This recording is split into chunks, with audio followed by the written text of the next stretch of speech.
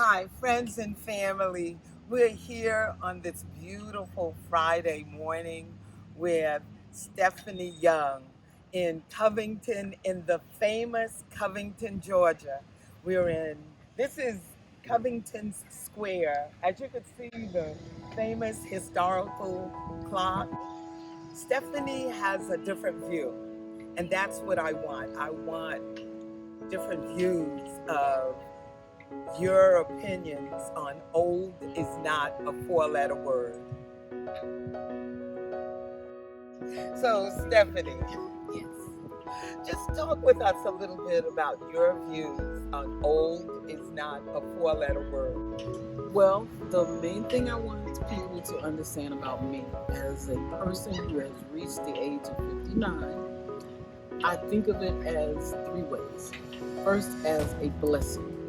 Blessing meaning that God has allowed you to reach a certain age and still guides and leads you. Mentally, you have to think about the changes that your body goes through. When we were young, we didn't think about the aches and pains that older people talked about. We just couldn't understand, how can you hurt that much? How can you have the same pain over and over every day and still go on? Physically, as we age, we know we're gonna have parts that don't work as well, or sometimes they don't work at all anymore. But if you sit and think, how can I go up and down the stairs? If you have to go down sideways, if you have to hold onto the railing a little more, how can I get in and out of bed without hurting myself? If I stand and let the blood flow just for a few seconds before I take a step.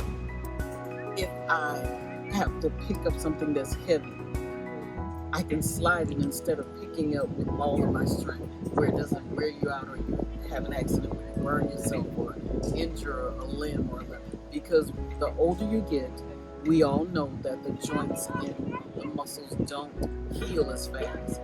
That's one of the things that slows you down because you don't heal as fast anymore. You have to go about it in a different way. For myself, I take a chair, I sit by the stove, I cut up my vegetables, I prepare my meals. Even when it comes to washing dishes, I can't stand because of sciatica. I get a chair and I sit by the dish, either the dishwasher or I wash my hand, but I'm sitting, but I still accomplish it. Yes, and a lot of times it's a matter of readjusting. Yes, that's important. That's what you were saying. How do we adjust to our bodies as they are now? And it makes it easier when you figure out easier ways for you. It may be different for someone else who's not as limber, but when you come up with ideas that work for your specific body type, it makes your life easier.